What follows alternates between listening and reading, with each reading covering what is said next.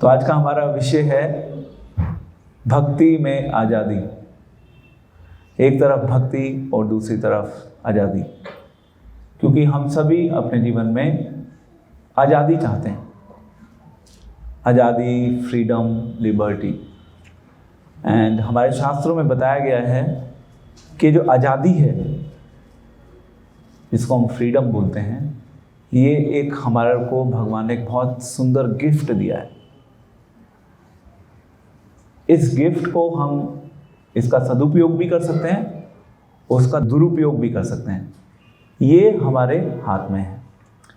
तो भगवत गीता के 18वें अध्याय में भगवान कृष्ण ने जब अर्जुन को गीता का उपदेश दिया, तो श्लोक संख्या 63 में भगवान ने बोला कि इस प्रकार मैंने तुम्हें गुह्यतर ज्ञान बतला दिया, इस पर पूरी तरह से मनन करो और तब जो चाहो सो करो, यथेच श्री तथा कुरु।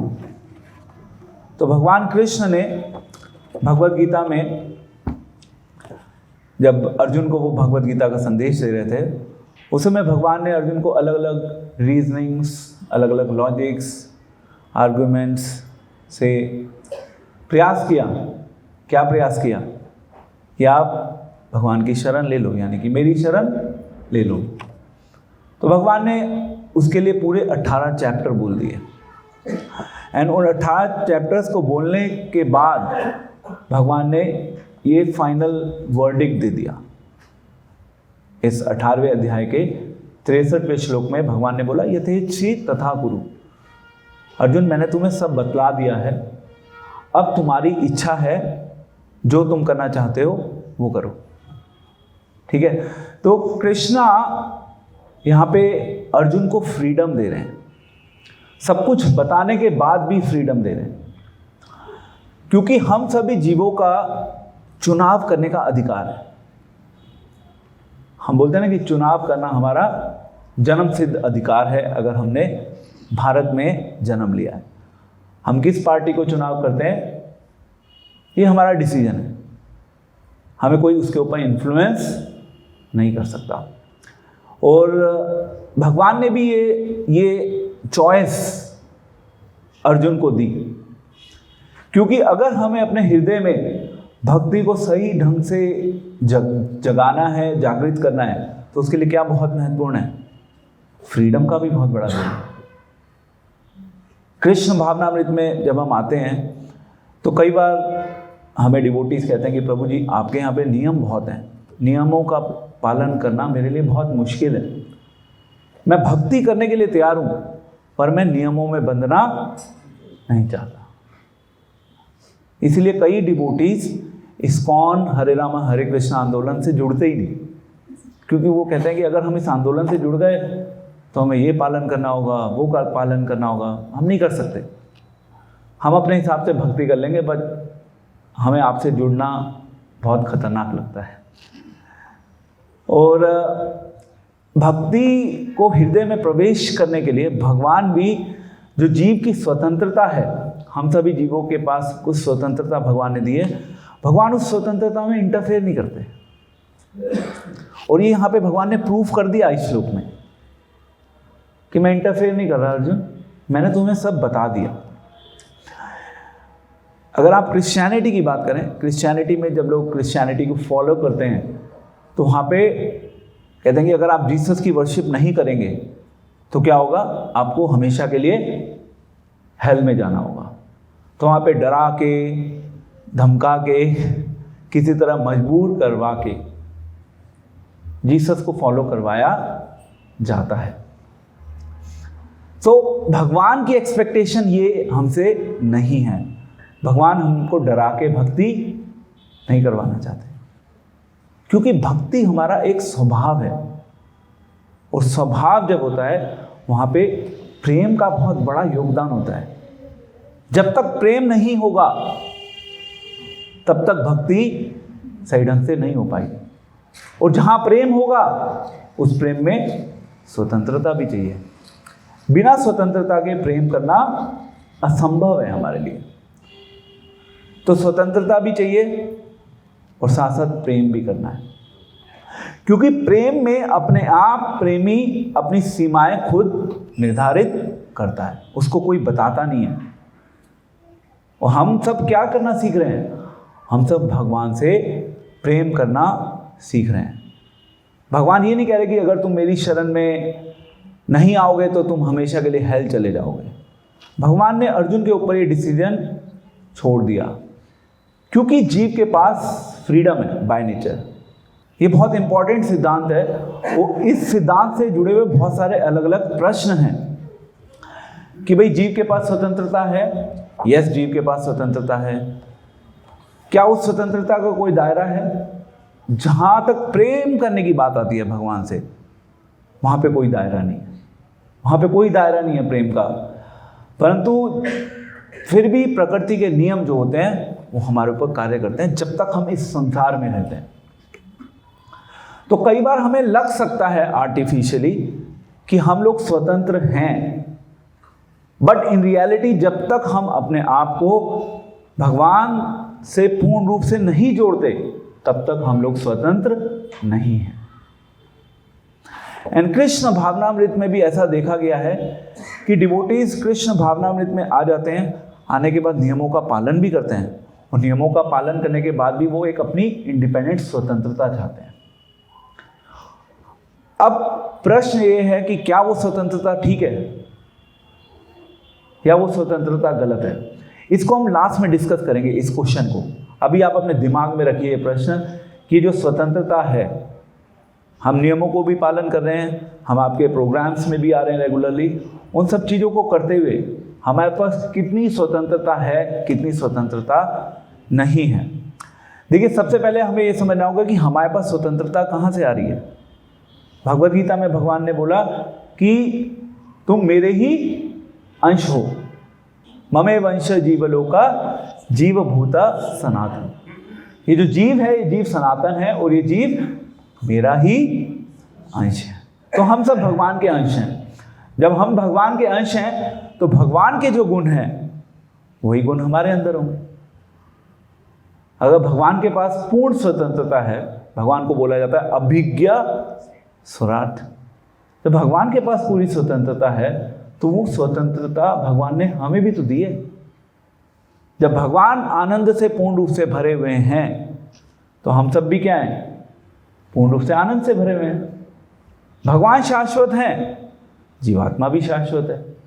तो जो गुण भगवान में हैं वही गुण हम सब लोगों के अंदर हैं, क्योंकि हम भगवान के अंश हैं। Like there is a saying, like father like son, है ना। तो जब भगवान के गुण हमारे अंदर है तो भगवान ने ही हमें वो स्वतंत्रता दी है, और भगवान उस स्वतंत्रता में ज़्यादा इंटरफेयर नहीं करते, क्योंकि ज़्यादा इंटरफेयर करेंगे तो उसमें गड़बड़ है, फिर उस स्वतंत्रता का कोई महत्व नहीं रह जाता, है ना। भगवान ने कहा ठीक है, मैंने तुम्हें स्वतंत्र कर दिया, now I am holding you back. So फिर वो जो स्वतंत्रता है, उस स्वतंत्रता की वैल्यू जो है वो ख़त्म हो जाएगी। एंड एक एग्जाम्पल है बहुत सुंदर इसी के रेफरेंस में। अगर कोई क्रिमिनल किसी से प्रेम करना चाहता है, वो बंदूक के बलबूते पर जिससे वो प्रेम करता है उसे बोलता है कि नहीं मुझे प्रेम करो, मुझे बोलो कि तुम मुझे प्रेम करते हो, तो वो बोल सकता है, मतलब जिससे भी वो प्रेम करता है वो बोल सकती है कि ठीक है आई लव यू। आर्टिफिशियली वो जरूर बोल सकती है, बट क्वेश्चन ये है कि क्या उस प्रेम की कोई वैल्यू है? उस प्रेम की कोई वैल्यू नहीं है। तो भगवान चाहे तो सभी जीवों से भक्ति करवा सकते हैं। भगवान के लिए जस्ट से क्लिक, भगवान सबसे भक्ति करवा सकते हैं। और फिर आप कहेंगे कि भाई संसार में पाप क्यों हो रहे हैं? एक्चुअली ये जो सब्जेक्ट है, इस सब्जेक्ट में अपने आप बहुत सारे क्वेश्चन जुड़े हुए हैं। भगवान हम सबको आज़ाद करके चाहते हैं कि आप डिसाइड करो कि आप भक्ति करना चाहते हो या नहीं करना चाहते। ये स्वतंत्रता भगवान ने आपको दे दी है, और उस स्वतंत्रता में आने के बाद आपने अगर ये चुनाव भी कर लिया कि यस मैं भक्ति करना चाहता हूँ, देन फर्दर क्वेश्चन कम्स कि आप किस प्रकार से भक्ति करना चाहते हैं। आप किसी के निर्देशन में रह के भक्ति करना चाहते हैं, या आप खुद इसका चुनाव करना चाहते हैं कि यस मैं भक्ति करना चाहता हूँ, मैं इतनी भक्ति करना चाहता हूँ। एंड इसीलिए कई बार जब हम डिवोटीज को सेवाओं में एंगेज करते हैं तो हमें थोड़ा सा केयरफुल भी होना होता है। किस चीज़ के लिए? कि भाई हम सामने वाले डिवोटी को कितना सेवा में लगाएं। अगर उसकी सेवा करने की कैपेसिटी है इतनी, और अगर हमने उसको इस स्तर तक सेवा में लगा दिया तो वहाँ पे प्रॉब्लम हो जाएगी। वो रिवोल्ट कर जाएगा, वो उसको डाइजेस्ट नहीं कर पाएगा कि मेरी कैपेसिटी इतनी थी, आपने उस कैपेसिटी को एक्सीड कर दिया। कुछ समय के लिए वो काम कर सकती है वो चीज़, बट लॉन्ग टर्म में वो चीज़ कार्य नहीं करेगी, क्योंकि सब स्वाभाविक है। कृष्ण भावनामृत में जो सेवा कर रहा है, जो प्रोग्राम में आ रहा है, सब वॉलेंटरी है। वॉलेंटरी, आप यहाँ पे आ रहे हैं तो इसका मतलब ये नहीं कि हम आपको इसके बदले में कुछ, we are giving you some money. आप आ रहे हैं तो we are very thankful to you. नहीं आएंगे तो हम कुछ नहीं कर सकते। We can just thank you कि please come please come please come. आपसे केवल प्रार्थना कर सकते हैं। आपका उसके बाद इस कार्यक्रम में आना या नहीं आना, ये आपका एक इंडिपेंडेंट डिसीजन है। उस डिसीजन पर हम एक लिमिट तक इंटरफेयर कर सकते हैं, उससे ज़्यादा लिमिट इंटरफेयर नहीं कर सकते, है ना। क्योंकि भगवान ने आपको फ्रीडम दी है, आप डिसाइड करिए आपके जीवन में आपको क्या अच्छा लगता है, आपको चुनना है। भगवान ने तो आपके लिए क्या अच्छा है वो ऑलरेडी चुन लिया है। अब आपको डिसाइड करना है कि आपको अपने जीवन में क्या अच्छा लगता है। तो हमारी जो बुद्धिमानी है, हमारी बुद्धिमानी इसी चीज़ में है कि हमें ये स्वीकार करना होगा कि हम जिस चीज़ को मानते हैं कि यस हमारे जीवन में ये अच्छा है, इन रियलिटी वो हमारे जीवन के लिए अच्छा नहीं है। इस चीज़ को स्वीकार करना होगा। और आप इस कार्यक्रम में अगर आते हैं तो आप ये मत सोच के आइए कि हम इस कार्यक्रम में इसलिए आते हैं क्योंकि हमें आपके कार्यक्रम में आना बहुत अच्छा लगता है। ये जो अच्छा लगने वाला प्रिंसिपल है ना, ये कुछ समय तक तो काम करेगा, बस ज़्यादा लंबे समय तक काम नहीं करेगा। आपको उससे ज़्यादा आगे बढ़ना होगा। केवल अपनी सीमा को अच्छा लगने तक रिस्ट्रिक्ट मत कीजिए, क्योंकि अच्छा लगना है ठीक है, 1 साल अच्छा लगेगा, 2 साल अच्छा लगेगा, मे बी 10 साल अच्छा लग जाए, और फिर 11वें साल आप बोलें बस हो गया अच्छा, अब आप अपने घर बैठिए, हम अपने घर बैठे। तो अच्छा लगने की सीमा होती है। अब फिर हमें प्रोग्राम में आने के लिए क्या चीज़ खींचेगी, ये प्रश्न है मेरा आपसे। अच्छा लगने का फैक्टर खत्म हो गया। आप कहेंगे प्रभु जी ठीक है प्रोग्राम में आना है, हमें अच्छा ही नहीं लगता, क्यों आए हम आपके प्रोग्राम में? Then what is the second element जो हमें पुश करेगा प्रोग्राम में आने के लिए? ड्यूटी समझ के, ये पॉइंट है बहुत इंपॉर्टेंट। आपकी रिस्पॉन्सिबिलिटी है प्रोग्राम में आना। आप प्रोग्राम में केवल इसलिए नहीं आ रहे कि आपको अच्छा लग रहा है। अगर आपकी रिस्पॉन्सिबिलिटी होगी ना, तो रिस्पॉन्सिबिलिटी का मतलब ये मेरा ही प्रोग्राम है, अच्छा लग रहा है या बुरा लग रहा है इससे कोई फर्क ही नहीं पड़ता मुझे। अगर मैंने अपने घर में गेस्ट को बुलाया हुआ है, अब गेस्ट को एंटरटेन तो मुझे करना ही है ना, चाहे मुझे अच्छा लगे या नहीं लगे। मेरे पास वहाँ पे एलिमेंट ऑफ चॉइस नहीं है, मेरी रिस्पॉन्सिबिलिटी है, ये मेरी सर्विस है प्रोग्राम में आना। रिस्पॉन्सिबिलिटी कैसे होगी कि मैंने कुछ फिक्स सर्विस ले रखी है कार्यक्रम में। अगर मेरे पास कोई सर्विस नहीं है तो मैं सुनने के लिए आ रहा हूँ, ये भी मेरी सेवा है, सुनना भी मेरी रिस्पॉन्सिबिलिटी है। तो ये डिवोटीज एसोसिएशन के कुछ प्रैक्टिकल एलिमेंट्स हैं। अगर आप इस प्रोग्राम के लिए रिस्पॉन्सिबिलिटी फील करेंगे तो आप अपने आप इस प्रोग्राम में खींचे चले आएंगे। लॉन्ग टर्म में ये चीज़ काम करेगी। आप इसके ऊपर विचार करके देखिए, क्योंकि लॉन्ग टर्म में आपको ये भी पता लगने लगेगा कि मेरे जीवन का लक्ष्य तो आनंद प्राप्त करना है ही नहीं। जब आप भक्ति में आगे बढ़ेंगे तो आपको ये भी पता चलेगा कि भक्ति में आनंद प्राप्त करना तो लक्ष्य ही नहीं है। जिस चीज़ के लिए हम यहाँ पे आ रहे थे वो तो शुरू में भगवान एक टॉफी दे रहे थे, उसके बाद आपको पता चलेगा कि लक्ष्य तो ये था ही नहीं। लक्ष्य तो कुछ और ही है। तो फिर कुछ और जब लक्ष्य क्लियर होगा तब हम प्रोग्राम में आएंगे। आपको प्रोग्राम में इसलिए आना है क्योंकि आपके आने से और लोगों को उत्साह मिलता है। केवल आपको प्रोग्राम में अपने लिए नहीं आना, आपको प्रोग्राम में बाकी वो डिवोटीज के लिए आना है। Okay, I am coming back to the topic. एक और प्रिंसिपल है इसमें। देखिए, इस संसार में जब कार्य करवाना होता है ना, किसी से भी कोई कार्य हम कुछ पेमेंट देके करवा सकते हैं, उसको बोलते हैं कमर्शियल सर्विस। आप कमर्शियल सर्विस करवा सकते हैं, बट उस कमर्शियल सेवा की कोई वैल्यू नहीं है। क्यों? क्या वो डिवोशन माना जाएगा? वो सुपरफिशियल है। सुपरफिशियल है, ओके। कमर्शियल सर्विस का मतलब? कमर्शियल सर्विस, आपने कहा कि ठीक है, हमने पेड मृदंग का प्लेयर बुला लिया प्रोग्राम के लिए, like this is one example. Actually स्वार्थ जुड़ा हुआ है। स्वार्थ है ना कि भाई मुझे पैसे मिलेंगे तो मैं कार्यक्रम में मृदंग बजाने आऊँगा। ऐसा होता है, पेड मृदंग का प्लेयर अवेलेबल होते हैं, आप 1000 रुपये प्रति घंटे के लिए बुला सकते हैं, but this is not devotion. Devotion का एलिमेंट कब ऐड होगा? जब हम प्रॉपर सेवा भावना के साथ आएंगे, जहाँ पे किसी का कोई कमर्शियल इंटरेस्ट नहीं है। और यदि कमर्शियल इंटरेस्ट होगा तो ज़्यादा समय वो सस्टेन भी नहीं कर पाएगा। आप सोचें कि मैं प्रोग्राम में आया हूँ इसलिए कि मैं एक सोशल सर्कल बनाऊंगा लोगों का, मैं कोई XYZ बिजनेस करता हूँ, लोगों को उस बिजनेस में इंट्रोड्यूस करूँगा।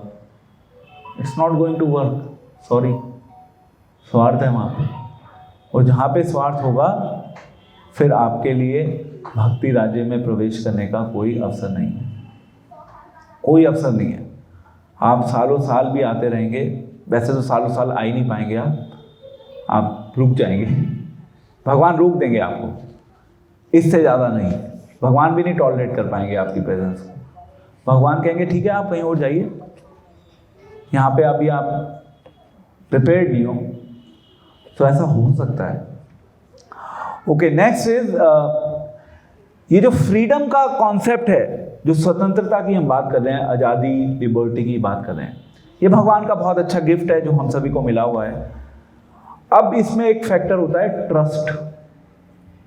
ये तो बहुत ध्यान से सुनिएगा, इंपॉर्टेंट प्रिंसिपल है। ट्रस्ट जो होता है वो बहुत बड़ा रोल प्ले करता है। ट्रस्ट को हम सरल शब्दों में बोलते हैं विश्वास। आपका एक भक्त के प्रति जब तक विश्वास नहीं होगा तब तक आप उस भक्त की बात को नहीं मानेंगे। और वो विश्वास जनरेट कैसे किया जाता है? वो विश्वास हम जनरेट करते हैं उस भक्त की सिंसियरिटी को देख के। वो भक्त कितना इस कृष्ण भावनामृत के अलग अलग प्रचार कार्यों में, सेवाओं में वो अपने आप को कितना कमिटेड रखता है, कितना वो इन्वॉल्व रहता है। तो वो ट्रस्ट जो होता है वो हमें जनरेट करना होता है, उसके लिए हमें इन्वेस्टमेंट करना होता है। वो इन्वेस्टमेंट कौन सा इन्वेस्टमेंट है? वो इन्वेस्टमेंट है समय का। अच्छा, प्रश्न ये उठता है कि विश्वास क्यों करना चाहिए किसी की बात में? मतलब मैं आपको यहाँ पे बैठ के प्रवचन दे रहा हूँ, आप मुझे बोल सकते हैं कि प्रभु जी हम आपकी बात क्यों माने? Who are you? मेरा आपसे क्या संबंध है प्रभु जी? क्या इंपॉर्टेंट रीजन होना चाहिए कि मैं आपको अगर कृष्ण के बारे में, भगवान से जुड़ा हुआ कोई संदेश बता रहा हूँ तो आपको उसको मानना चाहिए? क्यों? आपको केवल इसलिए मेरी बात के ऊपर विश्वास करके उसको मानना चाहिए क्योंकि मैं उस चीज को अपने जीवन में फॉलो करने का एक छोटा सा प्रयास कर रहा हूं, है ना? और आप भी वो चीज फॉलो करना चाहते हैं। तो जब तक मैं खुद अच्छे ढंग से फॉलो करके आप लोगों के सामने एग्जाम्पल नहीं बनूंगा तो उसकी कोई वैल्यू नहीं है। तो जब तक मैं खुद अपने जीवन में कुछ सिद्धांतों को नहीं अपनाऊंगा, कुछ कड़े नियमों का पालन नहीं करूंगा, तब तक आपका मेरे ऊपर फेथ जनरेट ही नहीं होगा। मैं डेली आके प्रवचन दे सकता हूँ, उसकी कोई वैल्यू नहीं होगी। वो ना तो आपके जीवन में कोई परिवर्तन लेके आएगा, ना वो मेरे जीवन में परिवर्तन लेके आएगा। क्योंकि जो एक स्पीकर है यहाँ पे बैठ के जो बोल रहा है, उससे ये एक्सपेक्टेशन है, उससे ये आशा की जाती है कि वो खुद उस चीज को अपने जीवन में पालन करे। हो सकता है कि वो 100% उस चीज को नहीं पालन कर पाए, एटलीस्ट उसके माइंड में ये कॉन्सेप्शन है कि यस, मुझे इस चीज को पालन करने का प्रयास करना है। वो अपने अंदर उस चीज की उसको ग्लानि है कि मैं पूर्ण रूप से उस चीज का पालन अभी नहीं कर पा रहा, उसको ग्लानि है इस चीज की। तो भक्त अंदर ही अंदर अपने आप को हमेशा बहुत तुच्छ, दीनहीन इसीलिए मानता है कि वो जैसे प्रभु जी ने बोला कि हम परंपरा को रिप्रेजेंट कर रहे हैं, तो हम परंपरा को रिप्रेजेंट कर रहे हैं, हम बता रहे हैं कि परंपरा के अनुसार ये शिक्षा है। हो सकता है हम पूरा फॉलो ना कर रहे हो, बट यस, ये शिक्षा है। आप भी प्रयास कीजिए, हम भी प्रयास कर रहे हैं, साथ मिलकर प्रयास करते हैं, शायद किसी का तो भला हो जाएगा उस प्रयास में। इसीलिए ये सिस्टम है हरे कृष्ण आंदोलन का कि साथ मिलिए और मिलकर कीर्तन कीजिए, प्रवचन सुनिए और प्रसाद लीजिए। भला हो जाएगा किसी ना किसी का। जो सिंसियर होंगे उनका भला हो जाएगा, जो सिंसियर नहीं होंगे उनका में भी कम भला होगा, बट समय के साथ उनका भी भला हो जाएगा। ओके, तो यस, ट्रस्ट का कॉन्सेप्ट हो गया। एक होता है ट्रस्ट भगवान के ऊपर, जब हम कहते हैं कि भगवान के ऊपर मुझे पूर्ण विश्वास है, यानी कि मुझे आशा है इस जीवन में भगवान मुझे अपनी सेवाओं में लगाकर रखेंगे। भगवान मुझे दर्शन देंगे या नहीं देंगे, इससे मुझे कोई फर्क नहीं पड़ता।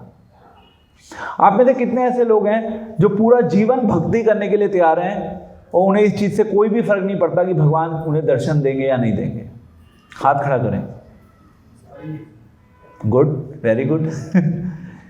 हमारे अंदर सेवा की भावना यही होनी चाहिए। हमें दर्शन के लिए तो अभी अभिलाषा करनी नहीं चाहिए, और अभी हमारे पास अधिकार भी नहीं है उस दर्शन की अभिलाषा करने का। हम बस अभिलाषा करते हैं सेवा की, कि हे भगवान मुझे सेवाओं में लगा के रखिए, बस सेवा ही मेरे जीवन का आधार है, सेवा ही मेरे जीवन का सार है। ठीक है, तो नेक्स्ट पॉइंट इसमें है कि एक तो भगवान के ऊपर फेथ और दूसरा है भगवान के भक्तों के ऊपर ट्रस्ट। तो जब आपके अंदर श्रद्धा है और आप चाहते हैं कि मैं सेवा करना चाहता हूं, तो उस समय फिर हमारी रिस्पॉन्सिबिलिटी बनती है, फिर हम आपसे पूछें कि ओके फाइन, आप क्या सेवा करना चाहते हैं। ठीक है, तब हमने आपको स्वतंत्रता दी, आपको डिसाइड करने के लिए स्वतंत्रता दी गई कि यस, आप डिसाइड कीजिए और हमें बताइए कि आप क्या सेवा करना चाहते हैं। हो सकता है सेवाएं बहुत लिमिटेड हो, ठीक है फाइन, बट आपने कहा कि यस ये वाली सेवा, तो आपको स्वतंत्रता दी गई। अब उस स्वतंत्रता से जुड़े हुए कुछ पैरामीटर्स हैं कि भाई आप, ठीक है, आप ये कर सकते हैं, बट इसके साथ ये नियम भी हैं। तो इसको बोलते हैं principle of reasonableness. Reasonable parameters में स्वतंत्रता दी जाती है। स्वतंत्रता का एक दायरा निर्धारित किया जाता है। फॉर एग्जाम्पल, आप कहें प्रभु जी मैं प्रसादम बना के लेके आना चाहता हूँ, मुझे प्रसाद बनाना बहुत अच्छा लगता है, बट मैं पास्ता बना के लेके आऊँगा, पास्ता बना के लेके आऊँगी मैं। ठीक है, मैं कहूँगा ओके फाइन, आप पास्ता बना के लेके आ सकते हैं, बट आपको ये ध्यान रखना है कि उस पास्ता में प्याज लहसुन मत डाल देना। आपको स्वतंत्रता दी गई बनाने की, बट उसके साथ साथ एक उसकी जो सीमा है, उस सीमा को भी निर्धारित कर दिया गया। तो ये उदाहरण है फ्रीडम का, और ये फ्रीडम हमें भगवान ने दी है, हम सभी को ये फ्रीडम दी है। भगवान आपसे ये एक्सपेक्ट नहीं करते कि आप केवल एक प्रकार की सेवा करो। भगवान ने मल्टीपल सर्विस का सिस्टम दिया है आपके पास। ये कर सकते हो, प्रसाद बना सकते हो, कीर्तन कर सकते हो, प्रवचन दे सकते हो, और कॉलिंग कर सकते हो, इनवाइट कर सकते हो, भगवत गीता वितरण कर सकते हो। तो बहुत सारी सेवाओं को अवसर दिया है भगवान ने आपको। भगवान की आरती कर सकते हो, भगवान के लिए फ्लावर बना सकते हो, भगवान को फ्लावर ऑफर कर सकते हो, यहाँ पे एक कार्यक्रम होता है, इस कार्यक्रम को सेटअप करने में सहयोग कर सकते हो।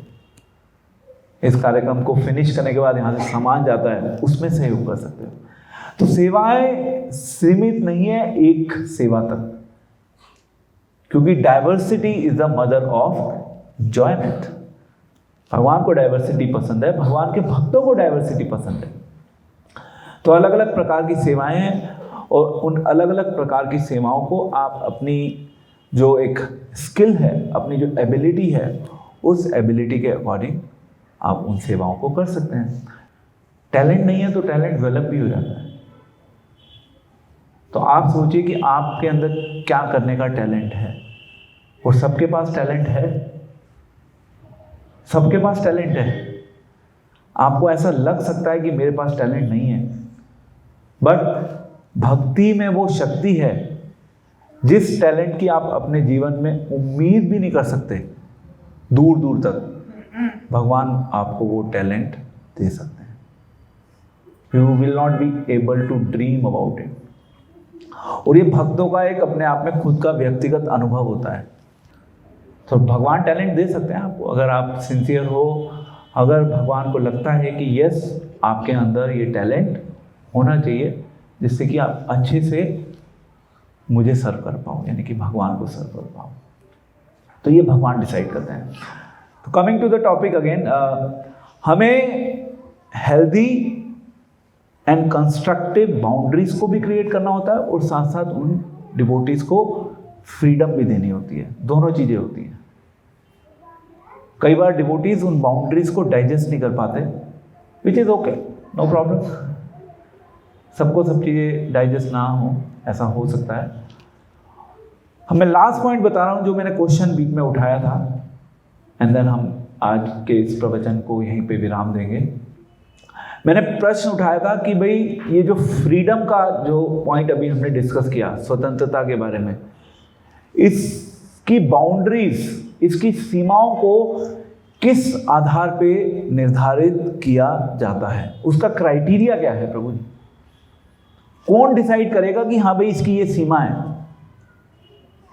ठीक है, कुछ स्टैंडर्ड प्रिंसिपल्स हैं जो ऑलरेडी हमें शिल प्रभुपाद की दया से, शिल प्रभुपाद की कृपा से हमें मिल चुके हैं।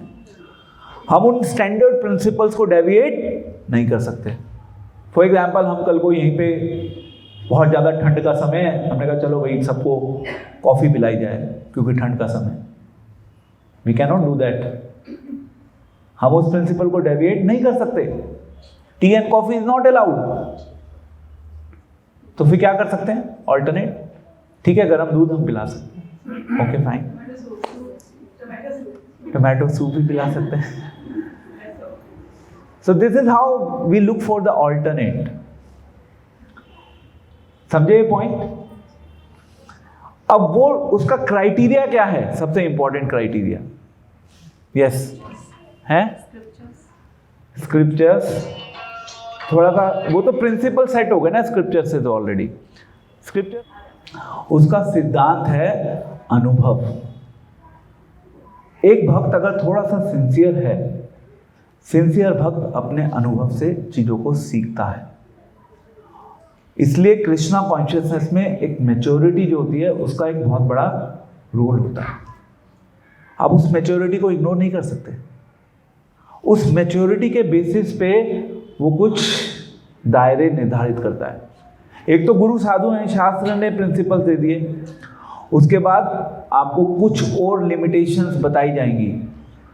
तो जैसे जैसे आप अनुभवी होते जाएंगे आपको भी स्वतंत्रता मिलती रहेगी। बट शुरू में सेफेस्ट प्रोपोजिशन क्या है? At least in the starting, what is the safest proposition? शुरू में सेफेस्ट प्रोपोजिशन ये है कि ठीक है, आप किसी के निर्देशन में करिए, और जब आप अच्छे से कुछ वर्षों तक किसी के निर्देशन में करेंगे भक्ति का अभ्यास, तब आपको भी अपने आप आपकी क्षमता के अकॉर्डिंग वो स्वतंत्रता दी जाएगी। तो भक्ति में स्वतंत्रता है? द आंसर इज कि यस, भक्ति में स्वतंत्रता है। हम भक्ति में धीरे धीरे जब प्रगति करते हैं तो हमें भगवान और भगवान के भक्त जिनकी गाइडेंस में रहकर हम भक्ति करते हैं वो हमें फ्रीडम भी देते हैं, क्योंकि अल्टीमेटली भक्ति क्या है? फ्री है। कमल का पुष्प जो है, जो पानी में उगता है, it is free from the water and वो फिर अच्छे से उगता है धीरे धीरे जब वो बड़ा हो जाता है। तो हमारी भक्ति भी जब धीरे धीरे प्रगति करने लगती है तो हमें भी फ्रीडम मिलती है। बट फिर भी having said that, safe is कि आप निर्देशन में कीजिए, और जब आप एलिजिबल हो जाएंगे तो अपने आप भगवान के भक्त आपको कहेंगे ठीक है अब आपको जो करना है वो करिए। भगवान भी फ्री हैं, अल्टीमेटली भगवान के भक्त भी फ्री हैं, बट फिर भी सेफर साइड पे भगवान के भक्तों के निर्देशन में कार्य करने का प्रयास करते हैं। अब उसमें भी क्या होता है, कुछ चीज़ें होती हैं इंपॉर्टेंट, क्रिटिकल, कुछ चीज़ें होती हैं छोटी मोटी। क्रिटिकल चीज़ों में आपको क्या करना होगा? आपको सलाह लेनी होगी। कुछ इजी गोइंग चीज़ें हैं, सिंपल चीज़ें हैं, वहाँ पे सलाह मत लीजिए, मूव ऑन करिए प्रचार। पूरा मैदान पड़ा हुआ है खाली। हरे कृष्णा कृष्ण कृष्ण हरे हरे, हरे राम राम राम हरे। सो यथेच सी तथा कुरु, ये गीता में भगवान ने अर्जुन को उपदेश दिया। आपकी भी इच्छा है, जो करना चाहते हैं वो करिए। Your life, you need to decide what you think is the best for you. But ये डिसाइड करने से पहले भगवत गीता के 18 चैप्टर पढ़ लीजिएगा, क्योंकि ये निर्देश भगवान ने लास्ट चैप्टर में दिया है। उससे पहले की जर्नी आपको कंप्लीट करनी होगी। किसी का कोई प्रश्न हो तो पूछ सकते हैं। ये थोड़ा सा टेक्निकल, थोड़ा सा मुश्किल टॉपिक है, बट